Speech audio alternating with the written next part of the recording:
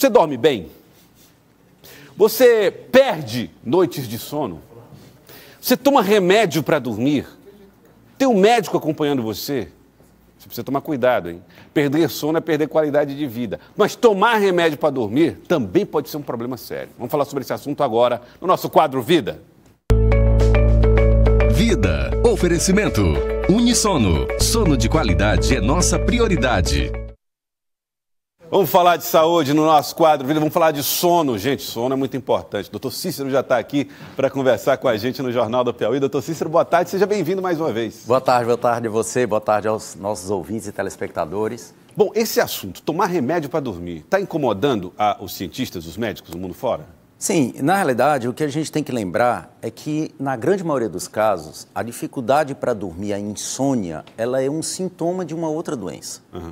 Então, o que as pessoas têm feito, já que para elas é mais cômodo? Em vez de investigar a doença, em vez de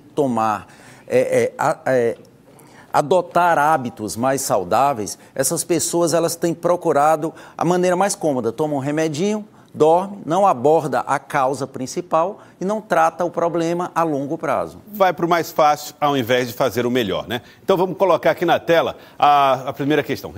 Quais são as causas da insônia? O que é que pode atrapalhar o sono de alguém, doutor? Bem, principalmente as principais causas da insônia são distúrbios psiquiátricos, distúrbios respiratórios, doenças sistêmicas. Vou te dar um exemplo. Hoje a principal causa de insônia no planeta é o uso excessivo de redes sociais. Só para que você tenha uma ideia. Pesquisas mostram que já ultrapassou os distúrbios respiratórios, já ultrapassou os distúrbios motores e psiquiátricos.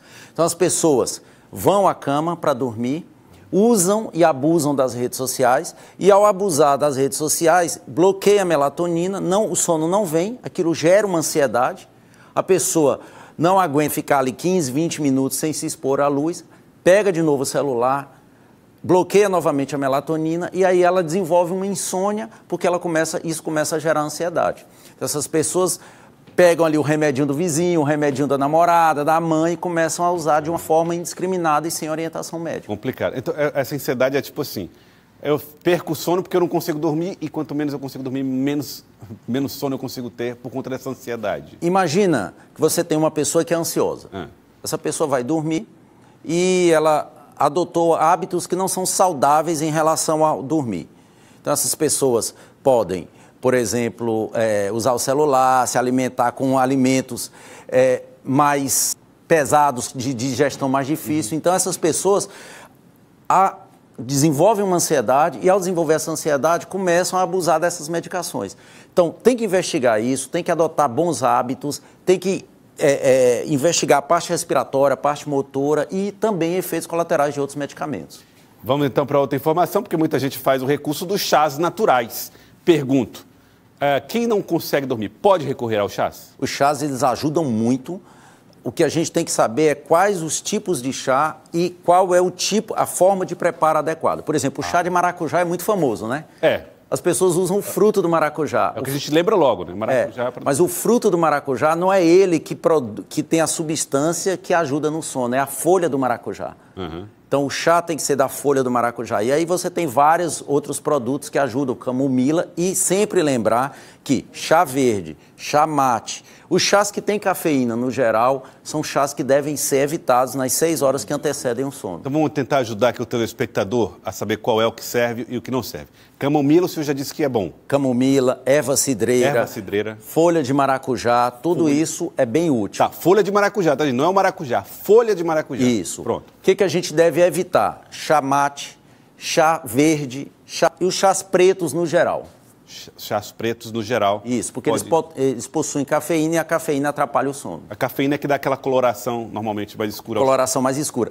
Para você não ficar muito preocupado com o rótulo, às vezes não tem acesso ao rótulo, chás escuros, muito escuros, verdes e pretos, eles em geral possuem cafeína e devem ser evitados nas 6 horas que antecedem o sono. Muito bom, então tá aí a dica. Próxima informação diz respeito à melatonina. E aí muita gente usa melatonina meio que indiscriminadamente. Tomar melatonina, ingerir melatonina, ajuda a combater o sono? Pode ser feito de qualquer jeito?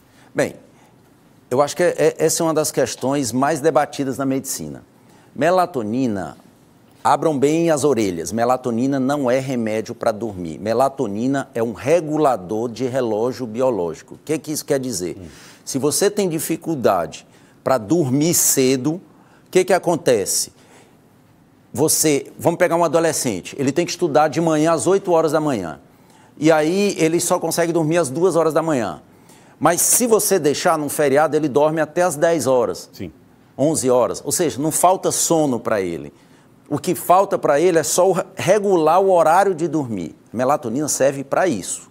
A melatonina não serve para a pessoa que tem insônia. A diferença é, a pessoa que tem insônia é aquela pessoa que está lá na praia, com a vida tranquila, e mesmo assim ela não consegue dormir, ela pode dormir até 10 horas, 11 horas. Ela tem pouco sono, ela tem um tempo de sono limitado. É diferente do adolescente em geral que tem um relógio biológico atrasado. É para isso que a melatonina serve. Para pessoas que enfrentam problemas de fuso horário, pode ser? Para fuso horário, que é o famoso jet lag. Para pessoas, trabalhadores de turno, o cara que, por exemplo, dá plantão à noite e tem que descansar durante o dia. É para isso que a melatonina serve, para adaptar o teu horário de sono à tua rotina social e profissional. Então não é para insônia? Não é. Quais são os casos bem específicos que a melatonina ajuda no sono, na insônia especificamente? Pacientes idosos, lá na terceira idade, porque eles produzem menos melatonina, as pessoas de transtorno do espectro autista e pessoas que têm bipolaridade e depressão grave, só. Muito bem. É venda com receita?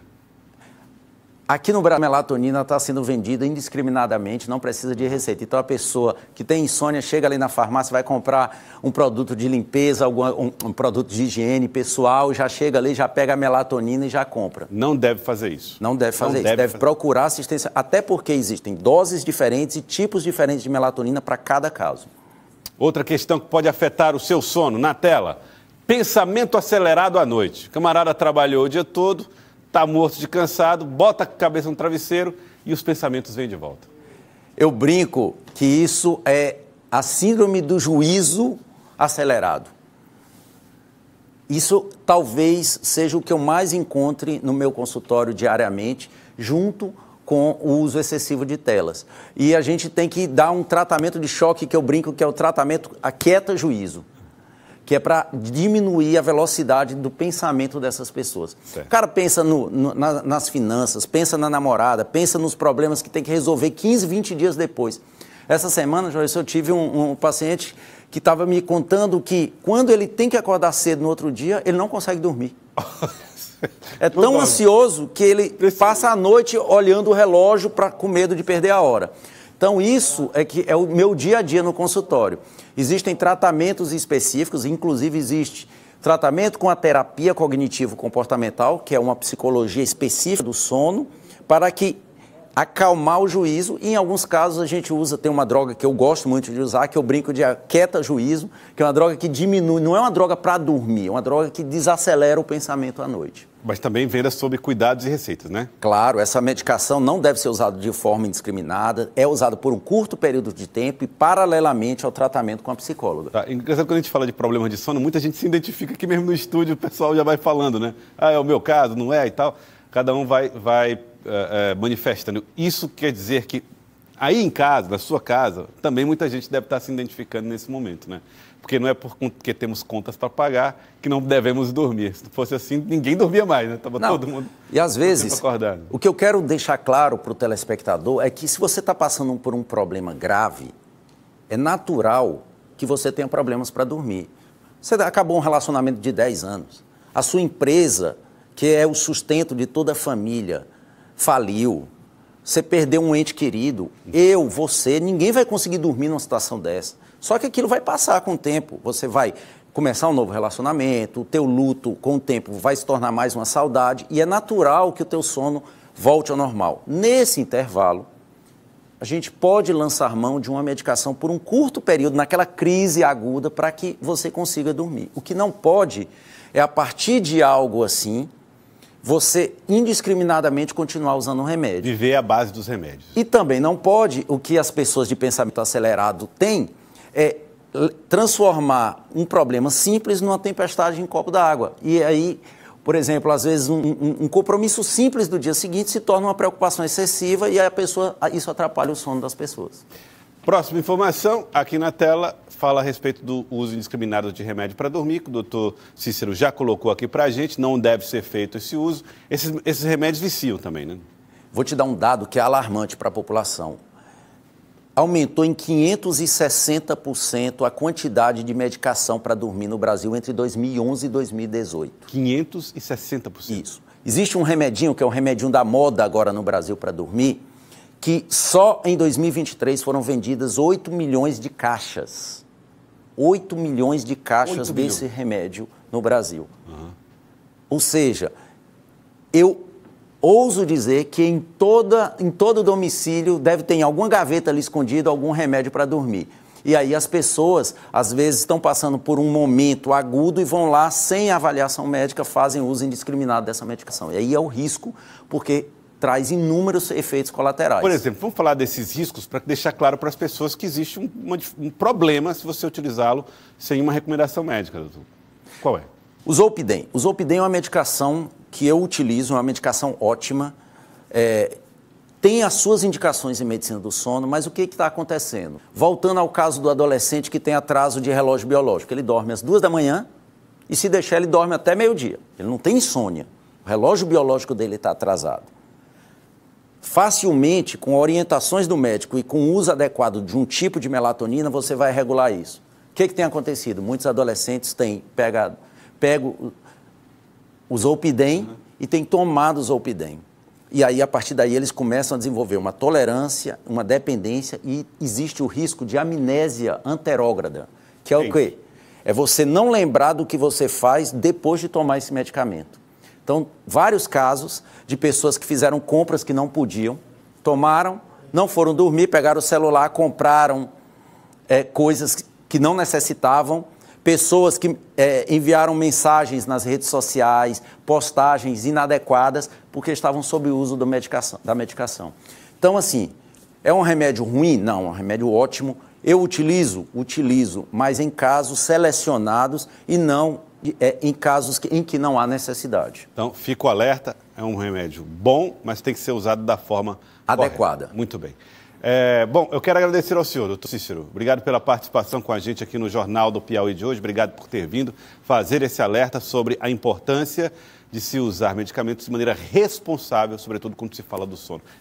Tem sempre outras providências a serem tomadas antes. Claro. O que tem que ficar claro é que o uso de medicação para dormir ele tem que ser sempre sob orientação, principalmente em pacientes de risco, como pacientes idosos.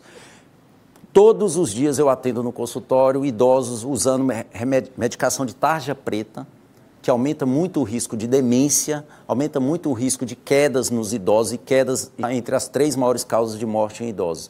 Então, por favor, utilizem medicação só sob orientação médica. Se você tem alguma dificuldade com sono, nós temos especialistas na cidade, procurem e abordem de uma forma responsável esse problema. Muito obrigado, doutor Cícero. Obrigado a você. Obrigado mais uma vez por participar com a gente aqui do Jornal do Piauí.